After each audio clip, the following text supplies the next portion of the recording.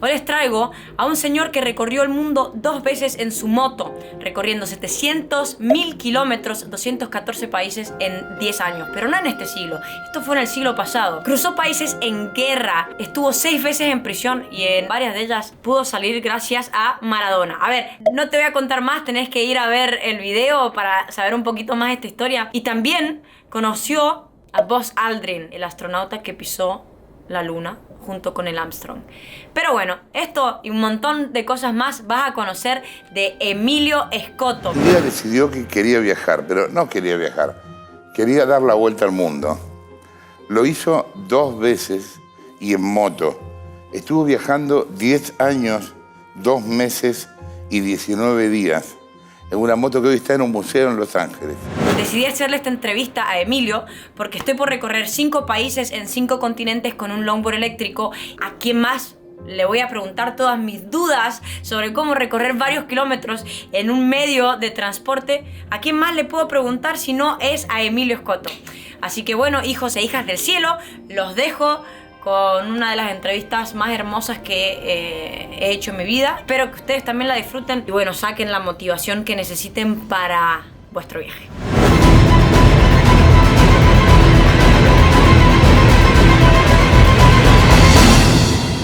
Ich noch spreche Deutsch. Du sprichst kein Deutsch? Ich reise über Straßen Motorrad. ¿Pasaste por Alemania en tu periplo? Sí, claro, claro. ¿Y cómo te trataron los alemanes? Es que eran 2 Alemanias, no era una, eran 2 muy separadas, muy diferentes una de otra y yo crucé el muro de Berlín cuando todavía funcionaba full. El muro cumple el objetivo de los soviéticos. En 30 años, solo 5.000 alemanes del este consiguen escapar, pero se convierte también en la imagen concreta de la división entre la tiranía comunista y el mundo libre. ¿Qué onda? ¿Te dejaron cruzar? No dejaban cruzar a nadie, pero lo que pasa es que yo ya había estado dentro de la cortina de hierro, porque entré por Polonia, entonces crucé toda Alemania del Este, entré a Berlín del Oeste y me dejaron cruzar el muro de Berlín del Oeste a Berlín del Este, por el Checkpoint Charlie. No. Por no ser europeo, o sea, los que no podían cruzar eran europeos, americanos, japoneses, todos asiáticos, pero por ser argentino yo pude cruzar el muro, sí. Pero era muy, muy difícil. Era otra época. Era otra época, el mundo era distinto, era más cerrado. Por un lado estaba la cortina de hierro, Sí, claro. El muro de Berlín. Esto lo va a ver gente que quizás no conoce tu historia. Yo he hablado un montón de vos en mis redes porque quiero contarte, Emilio, que una de las tantas inspiraciones para este viaje, por las cuales empecé a viajar en el 2013, fuiste vos. Mi hermana me mostró un documental sobre Emilio Scotto, el hombre que pasó 2 veces el mundo con la moto. Vos tenías $300 y te fuiste 10 años de viaje. Sí, era todo lo que tenía. Tenía un sueño. Yo tenía, no sé, 16 años. Y dije, ok, entonces lo que mi corazoncito siente no es tan irreal. Puede ser complejo, pero puede realizarse. Entonces, me gustaría ver cómo te definís vos en tus palabras. ¿Qué hiciste vos para la gente que no te conoce? En realidad, yo lo que hice realidad el sueño loco de un niño. No abandoné al niño que le dijo a su madre que iba a recorrer todos los países del mundo. Debía haberlo abandonado según lo que todos los mayores decían, lo que los mayores le enseñaban al niño. El niño no debía pensar por él, el niño no debía soñar por él, era un niño. Los niños dicen cosas estúpidas y no es así. Y yo nunca pude abandonar al niño que le dijo a su madre que iba a dar la vuelta al mundo, que iba a conocer todos los países del mundo. Y lo repetí siempre, aun cuando me llevaba comentarios de eso no existe, eso es utópico. ¿Qué vas a hacer cuando seas grande? Viajero. Viajero. No, eso no existe. Ingeniero, médico, lo que es actor, escritor. No, voy a ser viajero. No, eso no es una profesión. Había algo que chocaba. ¿Por qué no es una profesión cuando ibas al colegio y te enseñaban la vida de Magallanes, de Cristóbal Colón? ¿Qué eran? De Marco Polo, que vos sos más similar a Marco Polo. Marco Polo, pongámoslo también a Marco Polo, Ibn Batuta, grandes aventureros de la historia, los que conquistaron el Polo Norte, el Polo Sur, ¿qué eran? Eran aventureros. Ibn Batuta, el árabe, que era un viajero. Y entonces yo no entendía cómo te hablaban de los grandes viajeros del mundo, pero uno no podía hacerlo. Los viajeros eran solamente de antaño, eran solamente de otro siglo. Y yo no hice caso. Yo creo que esa es la definición. El niño rebelde, y que entonces finalmente un día fue detrás de su sueño de niño.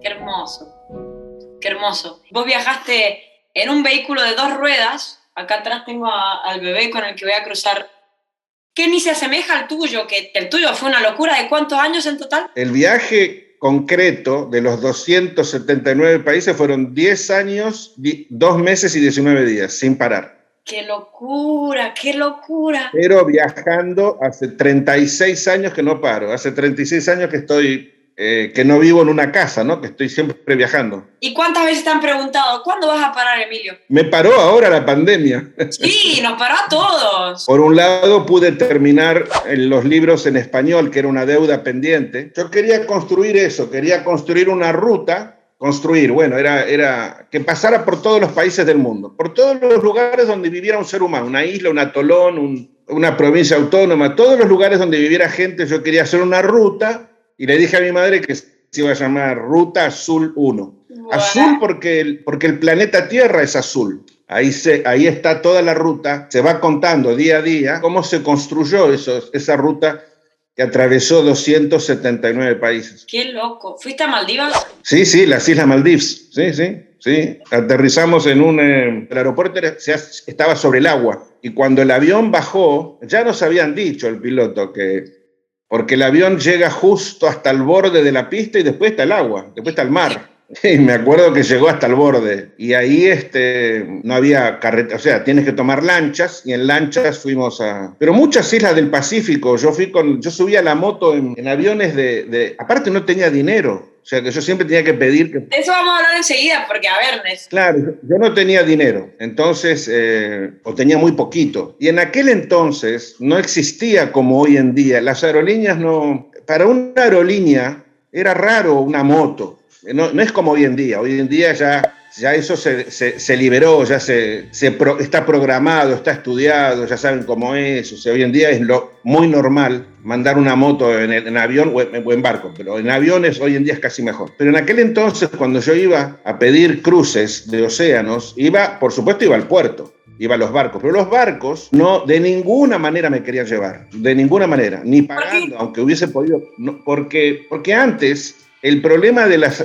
todavía hoy en día, aunque hoy en día ya hay líneas de barcos que venden unos camarotes y llevan 12 personas, 15, de hecho en las redes está eso. Pero antiguamente digo en los 80s, el problema eran los seguros. Entonces para una compañía, para un barco, llevar una persona civil que pueda tener un accidente en un barco de carga, los barcos de carga no son como de pasajeros, tienen contenedores, tienen toda una serie de movimientos distintos, y entonces un accidente que pueda tener una persona les costaba a ellos dinerales. Entonces de ninguna manera te llevaba un barco. Además de eso, había otra cosa que tú te vas a asombrar. No había ninguna forma de entrar a un puerto. Los puertos, en la época mía, los 80, los puertos eran casi como lugares militares. Eran lugares prohibidos.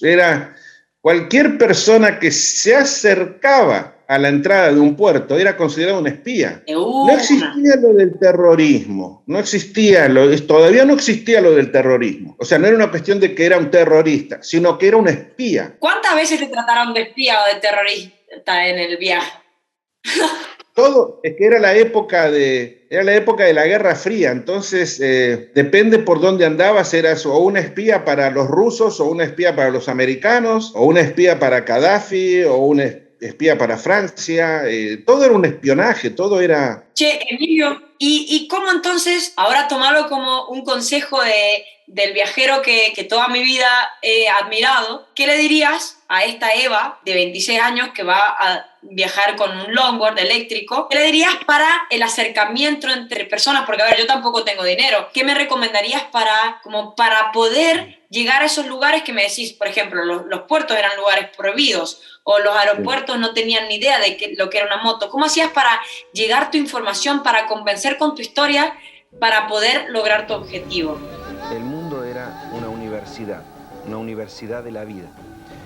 Era como ir a todas las universidades juntas. Yo te voy a decir lo que yo hacía y lo que tú puedes hacer, lo que todos los que escuchan el programa pueden hacer. Lo que yo hacía, que esto nadie me lo dijo, no es como, en aquel entonces nadie viajaba, no había información. Yo descubrí, cuando entraba a una ciudad, que no sabía hacia dónde ir, porque no había GPS, no había nada. Entonces, si tal vez alguien me había dado una dirección dentro de una ciudad, pero vete a encontrar la ciudad, sobre todo si era un país en otro idioma. Entonces, ¿yo qué hacía? Yo me paraba en una esquina que viese que era muy transitada, en un lugar súper transitado de dos cruces de avenidas o de calles, o en el centro. Yo me paraba en la esquina con la moto, me bajaba y me quedaba ahí haciendo nada, me quedaba parado, pero obviamente pasaba tanta gente por ahí, la gente miraba y alguien se acercaba finalmente, o alguienes, a preguntar, porque cuando veían justamente que la matrícula decía Vuelta al Mundo, Buenos Aires, Argentina, era ¿y de dónde viene? ¿Y a dónde va? ¿Y dónde se va a quedar? Y más o menos cuando nos poníamos a entendernos el idioma, o el idioma de las señas, podía ocurrir, y solía ocurrir, que me invitaran a su casa. Entonces, al principio fue algo para mí novedoso, ya después lo hacía adrede.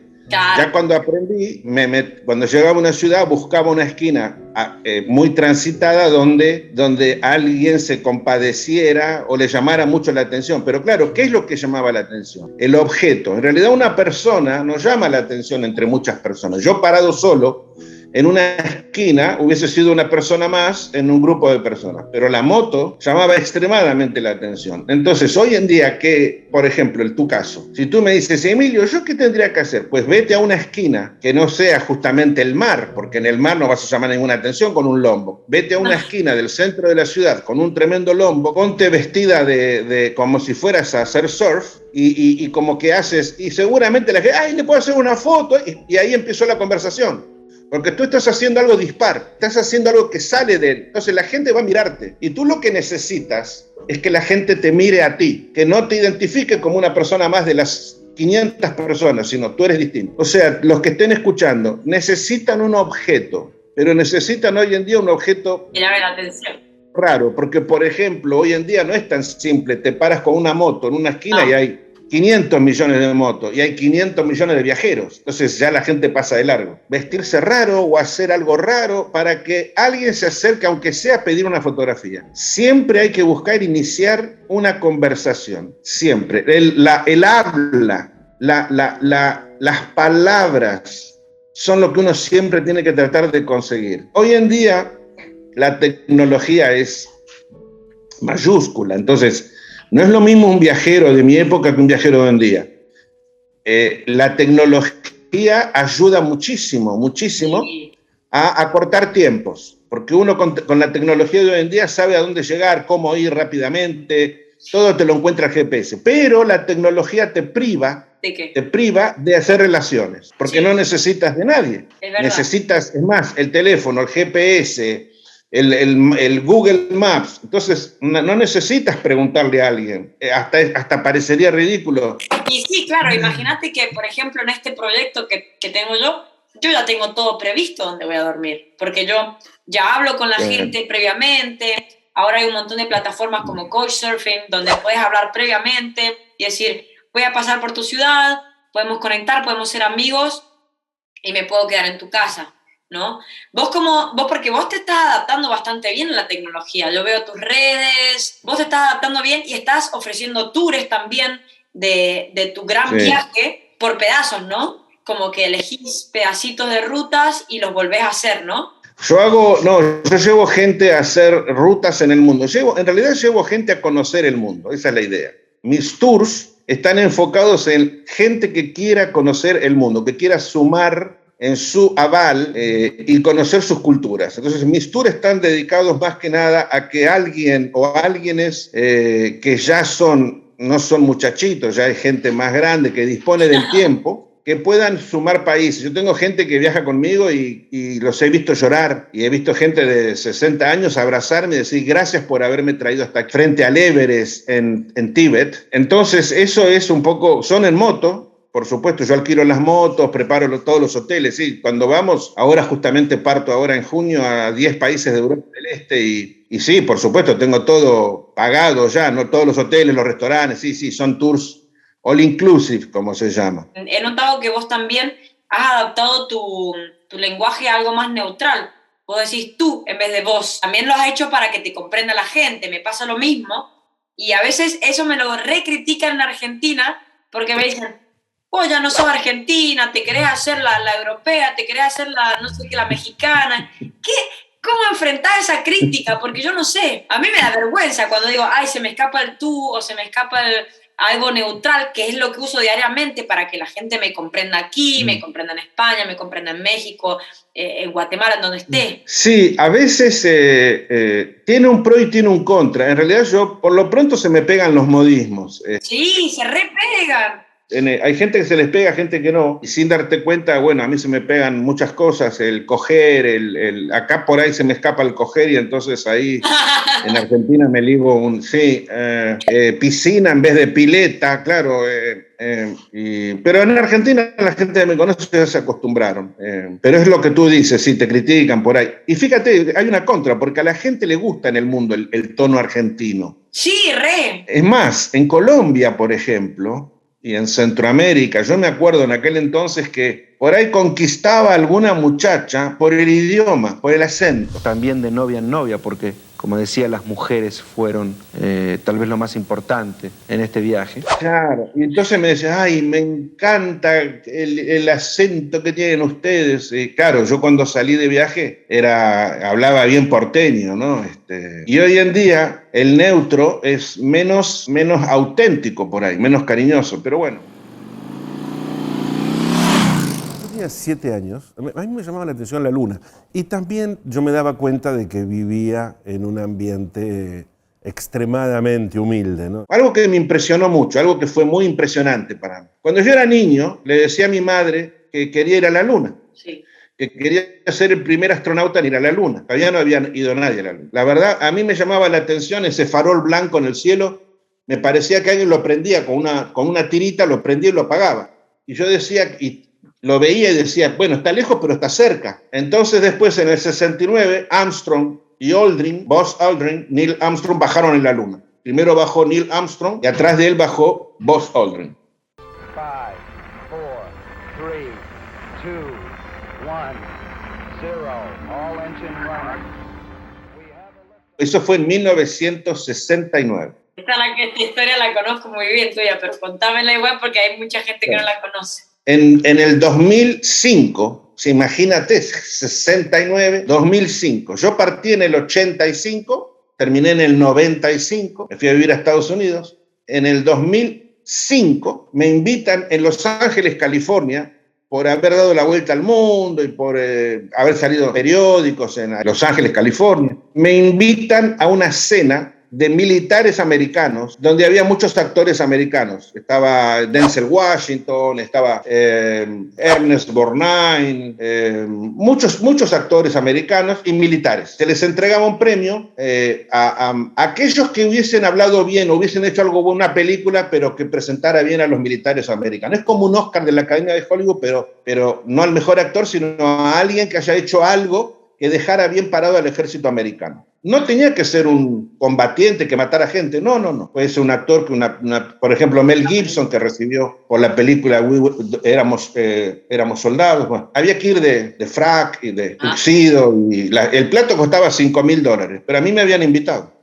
Era el único, mesas de 10 personas, todo blanco, el brindis de champán en un hotel de 5 estrellas. Y entonces finalmente nos dicen que nos sentemos, y entonces yo me siento en la mesa, 2 sillas más allá había un general, todo uniformado, de gala. Me dice, tú eres el argentino de la vuelta al mundo en la moto. ¿Estás en el libro Guinness? Sí.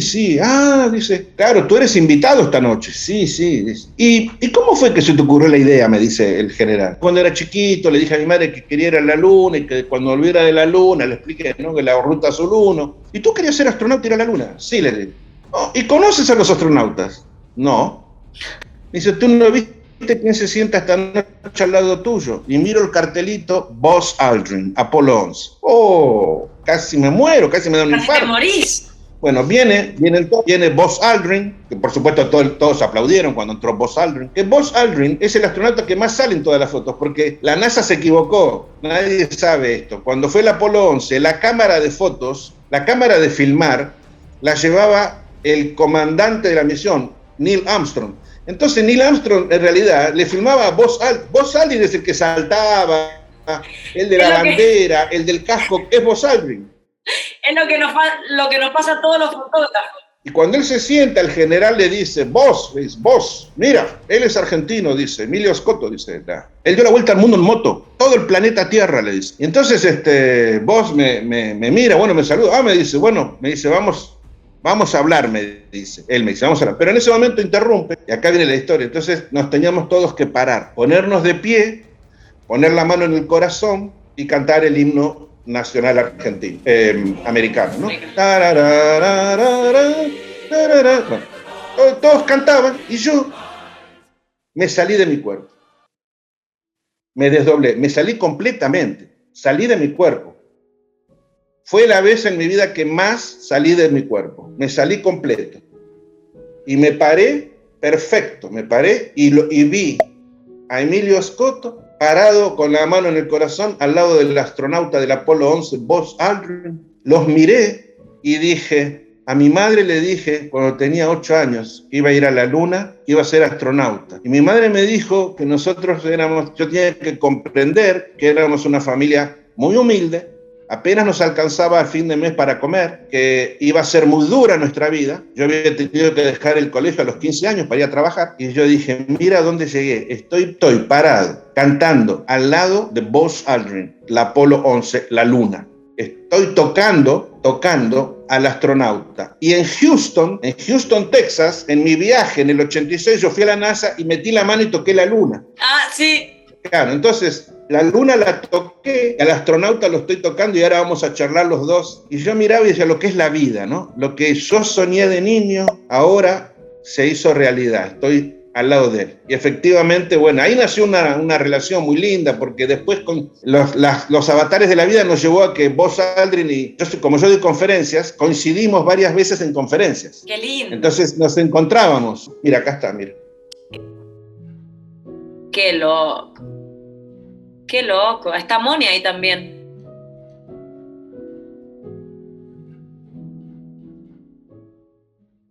Cuando yo terminé toda la vuelta al mundo, todo el viaje, los 280 países, yo terminé en malas condiciones, ¿no? Físicas y mentales, fundamentalmente mentales. Primero porque tenía, por un lado, la información, aparte yo me metía en todas partes, entonces mi cerebro había adquirido una cantidad de información mayúscula, extrema, y estaba colapsado, como una computadora, o sea, tenía que formatear el cerebro. Era un cerebro que había metido todo adentro, pero tú no lo procesabas todo tan rápido. Era tanta información, donde había muchas cosas muy lindas, donde había cosas muy feas, terribles, donde había momentos de mucha alegría y momentos de mucho miedo. El barco que casi se hunde en el Golfo Pérsico, la decapitación de este tipo ahí en Arabia Saudita, la guerra de Somalia, que fue muy, muy duro, la cárcel, cuando me metieron en la cárcel en Chad, no tanto la de Chad,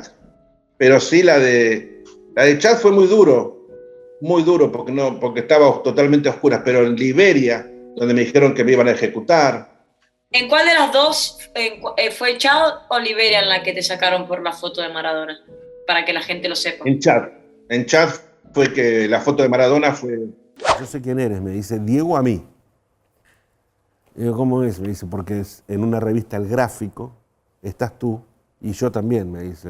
Y efectivamente, en la misma revista, digamos, se ve que la había ojeado. ¿Qué necesitas? Y entonces le digo, no, un lugar donde está. Y ahí fue que él le dice al chofer que me pague un hotel de 5 estrellas. Que le digo, ¿y cuántos días? Al chofer le pregunté, me dice, me dijo Diego que te pague 3 días. Le digo, si vamos a un hotel sin ninguna estrella. Claro, mejor, me queda más tiempo. Más días. Y efectivamente pagó un mes en una pensión que me dijo, además te va a servir para aprender con los estudiantes. Y ahí tengo la única foto que me saco con Diego, que me sirve durante mi viaje en África para sacarme de la cárcel 2 o 3 veces. Ni hablar. Digo, Creo que esa foto pasó a ser más importante que tu pasaporte. Sí. La foto esa, me confiscaban la moto, me metían preso y cuando me encontraron la foto, amigo de Maradona, pasaba a ser de un criminal a un héroe. Ahí estuve 3 días cerrados, no había ni un fotón de luz, yo caminaba con los ojos cerrados en la habitación. ¿Y tenías adentro de tu corazoncito, tenías esperanza de que iba a haber una solución? ¿Sabías, tenías fe de que iba a haber una solución? Sí. En algún momento del viaje, o sea, adentro tuyo siempre tuviste, miedos, dudas, pero siempre tuviste la convicción. Siempre, excepto una vez. Siempre. Aún en Liberia, cuando me estaba el soldado que me pegaba en la cara, que estuve ahí preso, igual yo primero pensaba que iba a saltar y que los iba a golpear y que los iba a reducir a ellos y le iba a quitar el arma a uno y los iba a matar.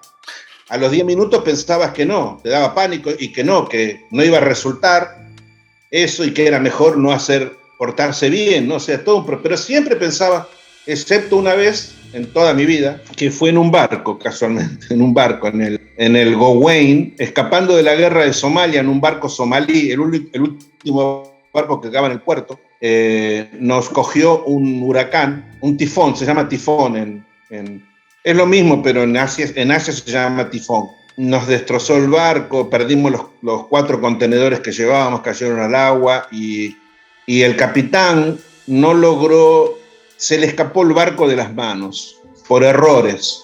Aparte un barco viejo y se cometieron errores en la cabina. Yo estaba en la cabina porque era el único pasajero, estaba con ellos. De hecho me hice muy amigo del capitán y yo le escribía los mapas imagínate, no había la tecnología todavía. Ya después vino África del Este, el África más inglesa.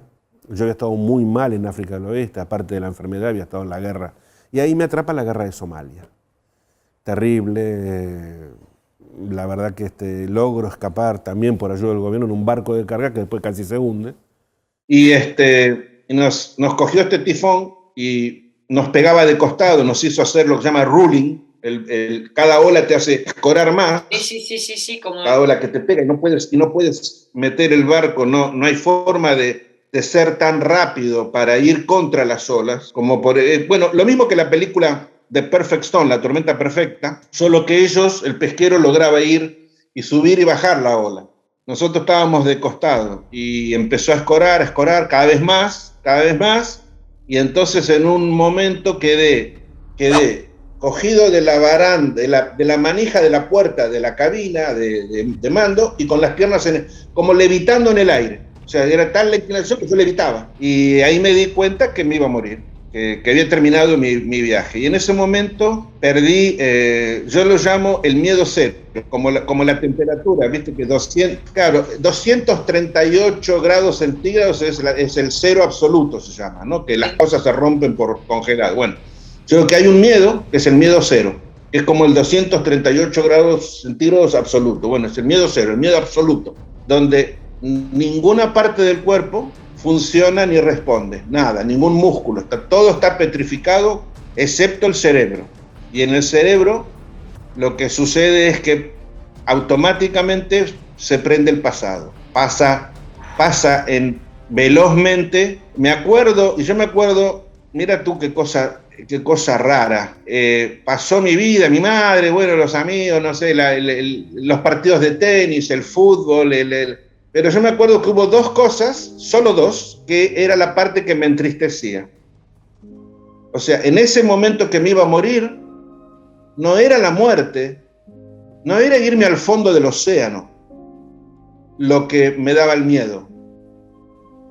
En realidad el miedo y la tristeza que iban juntos, estaban pegados, tristeza y miedo juntos, era que no iba a volver a ver a Mónica, a esa novia que yo había dejado y que yo me había dicho, que yo ni sabía si cásate, ten tu vida, ten tus hijos, y yo no hablaba con ella, hacía años que no hablaba, pero no importa, pasó, nunca más iba a poder ver a esa muchacha llamada Mónica que yo había dejado. Me entristeció eso.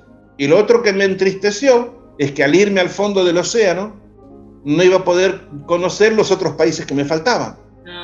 Y eso me entristeció. En ese momento, levitando es un decir, ¿no? Porque estabas agarrado. Agarrado de la manija esta, de la puerta esas que se corrediza de los puentes, ¿no? De los barcos, donde está el capitán, y ya estábamos tan escorados que íbamos a dar la vuelta de campana y ahí nos íbamos al fondo. Bueno, y ahí nos salvamos, ¿no? Estoy acá porque... Sí, a ver, ya sabemos cómo terminó la historia porque... Lean el libro. Eso va a estar en el libro 4. Un día, Emilio, en los próximos 3-4 años, yo me voy a sumar a uno de tus viajes. Te voy a filmar 4 o 5 días con el dron, con la cámara, y quiero escuchar todas tus historias. También voy a leer tu libro, obviamente. Pero yo, a ver, todo material que he encontrado en internet sobre vos, me lo he visto en los últimos 8 años de mi viaje. Cada vez que digo, la verdad que me podría quedar en Argentina con mis viejos, mis papás tienen cabras en una finca en Mendoza, así. Digo, ¿por qué no elijo la vida fácil? Y digo, no, a ver, por algo empecé. Y siempre me gusta recordar que el por qué, y vos me lo recordás muy fácil. En esta conversación ya está, yo ya tengo gasolina de viaje para los 2 próximos años. Pero un día, si vos me das el permiso, me encantaría sentarme con un café, con una birra y escucharte 7 horas seguidas. Tú eres un claro espécimen de una persona que nació sin raíces, nació con alas. Y tú eres justamente para otros, eres un espejo donde muchos otros les va a ser útil verse. Cuando uno te mira, ¿qué tiene que ver? Tiene que ver que tus piernas no son raíces, están agarradas a la tierra. Tus piernas van en una tabla con rueditas, o tus piernas van en un lombo que en el mar, o tus piernas van en una bicicleta, o tus piernas... Y detrás tuyo, en la espalda, tienes alas. ¿De un ángel? No. Alas para volar, alas para que tus sueños vuelen hacia el espacio. Por eso es tan importante lo de la NASA, por eso es tan importante lo de Elon Musk ahora, de ir al espacio. Los seres humanos no nacimos para tener raíces. Los cavernícolas se movían, no estaban en una cueva y se quedaban adentro de la cueva todo el tiempo, se movían, seguían a los animales. Los animales en África se mueven, van en busca del agua, en busca de la comida. Los seres vivos, las ballenas, fíjate la migración que hacen las ballenas, los tiburones, fíjate cómo recorren el planeta. Los seres humanos no somos árboles, que nacimos para tener raíces y quedarnos apretados, agarrados a la tierra. Cuando nos quedamos así es porque los medios son tan escasos, y el miedo, y las dificultades, y los problemas, o tal vez cuando llegan los niños, pero hoy en día, incluso con los niños, mucha gente está viajando, se anima a viajar con los niños. Y hay niños que crecen en la ruta, porque el ser humano es viajero. La mayor profesión y la profesión número 1 de todo ser humano es viajero. Se han atrapado en las grandes ciudades, en los pequeños departamentos, pero el ser humano es viajero. Y tú eres un espécimen de eso, un claro espécimen de lo que es el viajero. Nunca estamos quietos, somos transhumantes, somos padres, hijos, nietos y bisnietos de inmigrantes. Es más mío lo que sueño que lo que toco. Yo no soy de aquí, pero tú tampoco. Emilio, muchísimas gracias. Cerramos. Me gustaría pedirte de corazón un consejo corto para aquellos días en los que me agarra el miedo, en los que no sepa la solución, en los que no le vea la luz al final. Mira, siempre sucede eso por distintas razones. A veces por razones técnicas, a veces por el lugar donde estás se complica todo, a veces por tu propio interior. A veces tu mismo interior pasa por un momento difícil. Entonces, yo siempre utilizo, y lo sigo haciendo hoy en día, ciertas herramientas, poquitas, pero muy efectivas. Una herramienta es, está bien, acepto, eso es lo primero, está bien, estoy muy mal, estoy en una situación crítica, está todo negro, no sé siquiera si voy a poder salir de esto. Veo todo oscuro y lo único que me pregunto es ¿por qué coño estoy aquí? ¿Por qué no estoy en un lugar? ¿Por qué estoy haciendo esto? Bien. Eso es lo que te dice el enanito malo. Entonces, encuentro una respuesta, que es, a ver, Emilio, si no estuvieras aquí, en el medio de la selva del Congo, donde está lloviendo hace 30 días, donde todo es barro, donde no tienes agua, donde estás solo, donde tienes fiebre, miedo, y probablemente te dices que de acá no vas a poder salir nunca más en tu vida y tus huesos van a quedar tirados acá. Si no estuvieras acá, ¿dónde estarías? Entonces recuerdo mi pasado y estaría con la valijita negra de visitador médico de Pfizer en el hospital diciéndole, doctor, no se olvide de recetar. ¿Dónde estoy mejor? Acá, en esta selva, en este momento que depende solo de mí. Acá estoy mejor. Estoy practicando a estar vivo. Wow. Y la segunda herramienta es, Emilio, todo está muy mal. Pero muy mal. De esta no sales. No, Emilio, se terminó. Listo, acá listo, se terminó. Y entonces digo, espera.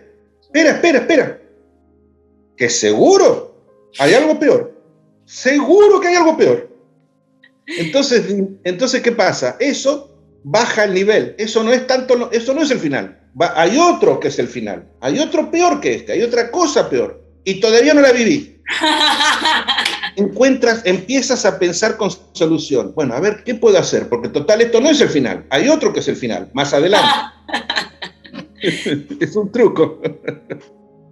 Nunca en mi vida se me hubiera ocurrido ninguna de las cosas que mencionaste. Me gustaron las dos. Gracias. Es lo único que te puedo decir. Gracias, Emilio. Bueno, te voy a dejar tranquila ahora. Muchísimas gracias por el tiempo. Esta entrevista la voy a editar. Te la voy a pasar después por YouTube para que puedas tener el link, para que la gente pueda disfrutar tu hermosa inspiración y que quizás pueda inspirar a tantos más adolescentes, jóvenes, como me inspiraste a mí. Y que muchísima gente se dedique al oficio que me dijiste vos recién, al oficio del viajero. Te deseo una muy buena noche, Emilio. Me despido de ti, me despido de todos tus oyentes y les dejo una reflexión para aquellos que tú dices que quisieran. Sí, por favor. Pero están ahí. Sí, que con miedo. ¡Qué miedo! ¿Saben qué es lo más difícil? Lo más difícil de la aventura, lo más difícil de explorar el mundo, lo más difícil de ir de la Tierra a la Luna. ¿Qué es lo más difícil de cruzar el desierto del Sahara? ¿Qué es lo más difícil de ir hasta Ushuaia? ¿Saben qué es lo más difícil de recorrer toda Europa o de ir hasta el Cabo Norte? ¿Saben qué es lo más difícil de ir hasta Mongolia? O el lugar que hayan soñado, Chichicastenango en Guatemala. ¿Saben qué es lo más difícil? El primer metro, el primer paso. Después que dieron el primer paso, se dicen ustedes mismos, pero no era tan difícil. Ahora entiendo cómo lo hicieron los otros. Lo más difícil es esa barrera que nos ponemos adelante, ese primer paso. Cuando rompieron esa barrera, ese muro, cuando tiraron ese muro de Berlín, cuando cortaron la cadena del ancla y dejaron el ancla atrás, cuando cortaron el cordón umbilical de todo el pasado, de los miedos, de los tabúes, de lo que escuchamos, y dimos el primer paso, lo demás viene solo. Ya lo demás se encadena. Va para adelante. Está todo encadenado, todo tu viaje está encadenado, ¿eh? Va encadenado. ¿Por qué no salí antes? Les dejo esta reflexión. Por algo se llama 1 kilómetro más este proyecto, y porque vos no tenés que mirar toda la ruta. Vos no tuviste que mirar cuántos kilómetros recorriste en total. Yo no tengo que mirar, por ejemplo, ahora en Portugal, 900 kilómetros. Yo miro 1 kilómetro, después miro el próximo kilómetro y el próximo kilómetro, y así sucesivamente. Día a día. ¿Y ahora cómo voy a hacer para llegar al kilómetro 30? Y pensás en la solución, y la solución aparece al kilómetro 17, al kilómetro 18, alguien te dice, para llegar al kilómetro 30, toma la solución. Está todo encadenado. Todo encadenado, sí. Solo por hoy. Sí. Solo vive hoy. Un abrazo, un beso a todos ustedes.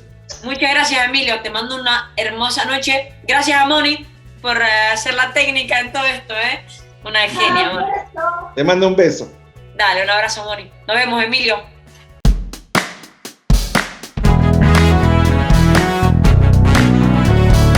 Hijos del sol.